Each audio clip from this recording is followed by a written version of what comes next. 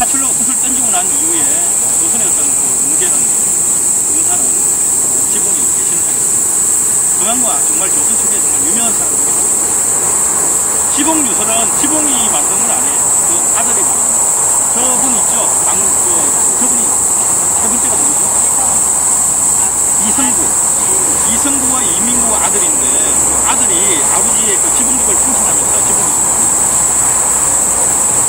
그래서 박물관 학을 공부를 할 때 백과사전을 굉장히 중요하거든요. 백과사전이 그 당시 박물관은 아니지만 백과사전을 박물학이라고 그러고 박물학이 굉장히 중요한데 그 가장 그 우두머리에 서는 게 지붕유설. 지붕유설은 여러 가지가 많이 천문도 있고 여러 가지 많은데 지금 이제 거의 대부분 다 번역돼가지고.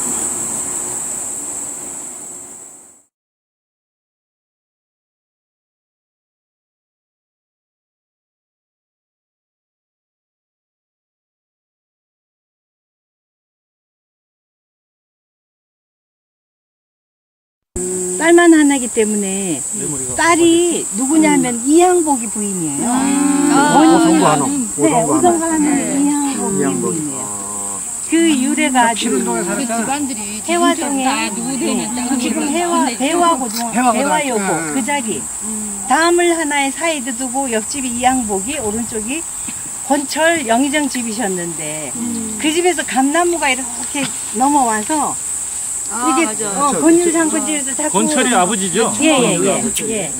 시종들이 자꾸 감을 따먹으니까 집안하고 관계가 있어요. 이항복이는 너무 아버지가 9살에 돌아가셔서 가난하게 찢어지게 살고 있는데 쥐네 감을 자꾸 따먹으니까 화가 나가지고 어느 날 영의정 집에 들어가가지고 창호지 문에다 손을 쑥 들이밀고는 이 손이 네 손이요라고 하니까 안에 영의정이 계셔서 깜짝 놀라가지고 야 이놈아 그 손이 네 손이지 내 손이냐? 그래서 영감님 죄송합니다 하면서 들어가서 투덜을 하고는 다음 얘기를 하니까는 옳거니 그래 이제 다시는 그런 일이 없도록 하마 라고 해서 보니까 요놈이 눈이 반짝반짝하게 또릿또릿해요. 그게 이제 저놈을 내 손녀 사이를 봐야 되겠구나 하고 점을 찍었어요. 점 찍고 난 다음에 이제 나 이제 클 때까지 우리 왜 오성과 한놈이 이게 불알 친구라고 얘기하죠. 이게 절대 아니에요. 차이더라고. 그분들은 나중에 커서 만나게 되는데 그런 얘기는 이제 그냥 꿈에서 나온 얘기고 이항복이는 동네 개구쟁이가 맞았대요. 그래서 막 먹을 게 없으면 지네 집에서 나는 꽃감을 만들어서 나무 꼭지에 끼고 얘들아 이거 따먹어라 하고 끌고 다니는 동네 애들이 다 나왔대요. 벌써 그때부터 사람을 다룰 줄 아는 방법을 알았대요. 근데 이놈이 이제 권철 대감님이 선녀 사이를 보려고 사주단자를 보냈는데 이 집에서는 이제 잘해서 보냈어요. 이항복이 집에서는 줄 게 아무것도 없어. 그래서 이항복이가 생각하다가 큰 종이에다가 참전 인종이에다가 자기 거시기를 크게 그렸어요. 그렇게 해서 사주단자 함에다가 집어넣어서 권철 대감 집에 보냈대요. 그 권철 대감이 딱 보시더니 크게 웃으시면서 과연 이놈이 크게 될 놈이구나. 그렇게 해서 손녀 사이를 삼았는데 권율 장군이 46살 때 문과에 급제를 해요. 문과에서도 병과. 그렇게 해가지고 그때 벌써 이항복이는 지금으로 얘기하면 병조참판 같은 직위에 있었대요. 그러니까 이제 장인 어른이 문과에 병과로 급제를 하자마자 임진왜란이 일어났어요. 그래서 전라도로 내려보내게 돼요. 그렇게 해서 임진왜란을 나주 목사로 내려가죠. 네네. 계급은 이 항복이가 더 높았네. 훨씬 높죠. 근데 살가. 네네. 이분한테는 자손이 없어가지고 이항복이가 자기 자손으로 해서 장인어른 제사도 모시고 어쩌고 저쩌고 했는데 한 3대쯤 내려오면서 흐지부지 돼서 이분은 기록이 없어요.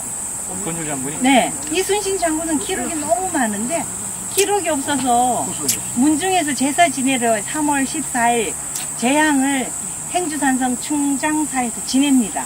지내는데 후손들이 와서 우리 보고 기록을 좀 달라고. 단지 고향문화원에서 권율 장군 정기집을 하나 발간을 하긴 했지만은 아주 기록이 미비해서 해설을 잘 할 수가 없어요. 그래서 그 문중에서도 뭐 달라 그래서 못 주고 우리도 무슨 얘기거리가 없고 이래서 참 애매한 게 권율 장군이에요. 권율 장군이 살아계실 때는 네. 그 이양복한테 굉장히 의지를 많이 하셨더라고요. 네네. 여러 가지 기록에 네. 보면은 네. 아, 사위한테? 예, 사위한테 음. 뭐 사위는 행정가고 여기는 예, 그 그에 대해서는 무관이니까. 항복이한테 물어봐라. 네. 나중에 이제 이양복이 그 먼저 우의정인가 뭐 되잖아요. 네. 그때부터는 이양복이를 항상 어정어정했거든요. 네. 저기 저 신도부에도 그렇게 나와 있어요. 맞아요. 이여정이라고 나와 있거든요. 이여정이 내가 죽고 난 뒤에 뭐 묘지석을 쳐주는데 뭐 기록에 대해서 예내를 하지 마라 뭐 이런 이야기도 있고 그래요. 그만큼 저 이항복한테 결국 그 이항복이 그 곤율 묘지문은 이항복 있습니다. 그 이항복 문집에 보면은 곤율 장군 묘지문이 있어요. 장인에 대한. 네. 돌아가시기 전에도 이항복이 내 죽고 나면 모든 것을 할 것이다라고 이야기를 했으니까 아마 본인 곤율 장군 아들한테는 큰 믿음이 안 갔던 건가? 아들이 없어요. 없대, 없대. 딸만 없었으면, 하나. 네. 그러셨구나. 예, 예. 그리고 호전이 아니요. 있으니까. 자기에 대한 외동딸? 모든 것을 그 이여정 이제 이항복이한테 모든 걸 다 네, 맡기는 네. 그런 네. 글들이 굉장히 많아요. 네. 첫 번째 조씨 부인한테서 그렇구나. 딸을 하나 얻고 조씨 부인이 이제 2년 만에 죽어요. 그래서 저 박씨 부인한테 장가를 들었는데 아기가 없어.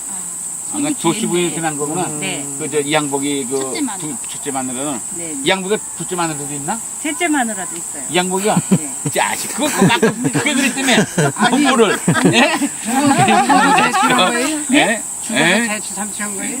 누가요? 부치가 아니고 이양복이가? 살았어. 아, 그 조선시대 때는 양반 아니, 4대거든요. 그 척을 3명을 둘 수 있었는데. 첩이냐 마누라냐? 첩이냐, 제첩이냐. 첩이지요, 첩. 아. 네. 아, 그때 태어나셔야 되는 건데. 그러면은 그 첫째 그 딸은 이제 정실에서 나온 거고요. 네. 네. 그렇죠. 조씨 부인한테서 난 딸. 2년 후에. 그리고 나중에 축산부인이 또 있잖아요. 네, 박씨 부인. 예, 박씨부. 박씨 부인한테는 자손. 이분은 그 첩이 아니고 제천인데요. 제치로 왔죠. 예, 제치로. 제치로 예. 왔는데. 저 본인장은 무덤이 이겁니까? 네. 이거 가운데 있는 거? 네. 양쪽에 네, 애- 부인이고. 마누라고 첩이고, 네. 그 첩 들은다 그러는 거. 아니, 첩이 아니고. 아니, 첩이 아니고. 죽고 나서 죽었으니까. 죽고 난 다음에 제철로 들어온 거죠, 제치. 제치가 두 번째 부인. 두 번째 부인이 되는 거죠. 네, 첩이 아니고. 네, 예, 네. 두 번째 부인. 그 어느 게 첫째 부인이고. 부인하고 첩하고는 완전 아, 잘 알았어요. 예, 알았어요. 이 해암사가 처음 지어진 거는 고려 명종 때라고 이렇게 저 문헌에는 나와 있는데 그보다 훨씬 이전에 이렇게 암자로 있었고 그다음에 이게 중창되어져서 번성했던 시기는 리어 말에서 선초 이 태조 이성계가 조선을 건국할 때 그때 이제 이 해암사가 엄청 이렇게 창궐하게 있었던 그때입니다. 그래서 여기 해암사는 요 세 스님이 삼화상이라 그래요. 삼화상. 그래서 지공선사, 나홍선사, 무학대사가 다 여기하고 관계된 스님이십니다. 그래서 이 지공선사는 이 나홍선사의 여기 스승이세요. 그래서 인도 분이시고 이분은 나란타샤라는 그쪽 인도 분이시고 그래서 거기에서 엄청 유명하신 그때 중국은 원나라였었고 그래서 그 포교 활동을 이렇게 하시면서 우리나라에도 한 2년 7개월 정도 계셨다고 합니다. 그래서 그 원나라로 유학을 간 그 나홍 선사가 이분한테 이제 배우셨고 이분도 원래 해암사는 그 있었지만 해암사에서 계시려고 하다가 그 신륵사로 가시면서 돌아가셨어요. 그래서 그 고려 때는 불교가 북교였었잖아요. 송악개경이라는데 거기가 여기가 이제 가깝고 조선을 건국하면서 이 한양으로 천도를 하면서 이게 그리고 조선시대에는 성리학이 들어오면서 불교를 이렇게 배척하게 된 그런 계기가 되었습니다. 역사에.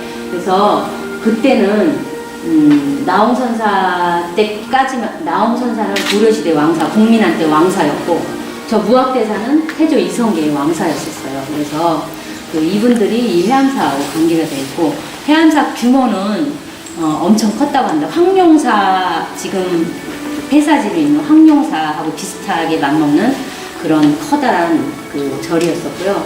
그리고 여기에는 태조 이성계가 왔다 갔다 하는 그런 절이라서 그 왕이 기거할 수 있는 건축물이 있으면서 그 왕만이 쓸 수 있는 건축 양식이 들어가 되는 거. 그래서 그게 용두라든가 토수라든가 이게 용으로 된 용머리라든가 이런 게 올려 있고, 그 다음에 철제 그 금탁이라고 풍경이 엄청 큰 풍경이 달려 있었고, 그래서 아마 그 왕의 위용을 과시한 그런 건축물이 그 절에도 적용되어서 그런 건축물이 있었다는 거, 그게 증거물로 지금 이 박물관에 전시되어 있습니다. 그리고 이런 폐사지가 우리나라에는 남북한이 합쳐서 한 3,000여 곳이 된다고 합니다. 근데 이제 남한에 1,500개, 북한에 1,500개 정도 있는데 골골마다 절이 있던 거나 마찬가지죠.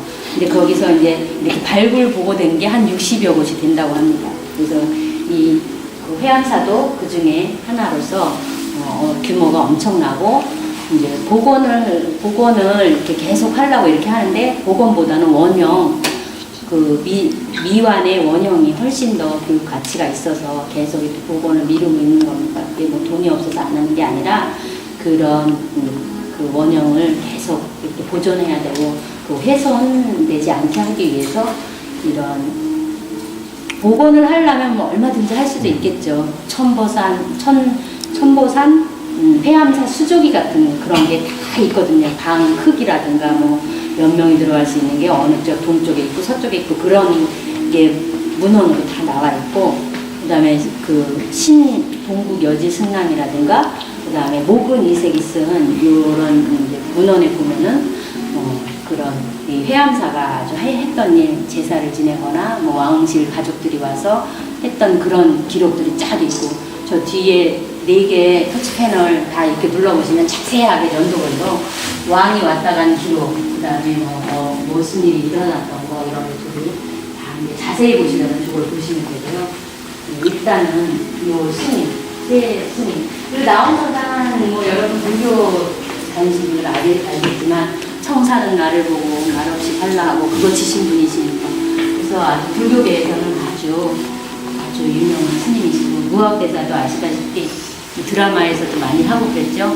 그 용의 눈물이라든가 거기 나오는 그런 태조 이성계의 왕사로서 엄청난, 그리고 그런 공력을 받으신 스님들이세요. 그래서 이 무학이라 나옹 이런 이름이, 나옹이라는 거는 게으른 늙은이라는 그런 뜻이고, 무학이라는 거는 일자 무식하다는 그런 뜻이에요. 그래서 호를 이렇게 짓는데 우리나라 사람들은 호를 너무 험하게 짓는단 말이죠. 겸손하게 호를 이렇게 지셨다는 거죠. 훌륭한 사람들일수록. 그래서 이런 호만 봐도, 무학, 나옹이라는 그런 호만 봐도 엄청난 그런 겸손한 그런 생활을 하셨던 분이시고, 실제 생활들이 대단히 청렴하고 그런 중생을 위해서 그런 사랑으로 모든 것을 다 했던 그런 불교계의 아주 스승들이시라고 합니다. 그래서 여기 이 회암사에서 삼화상 축제라고 해요. 그래서 차 올리고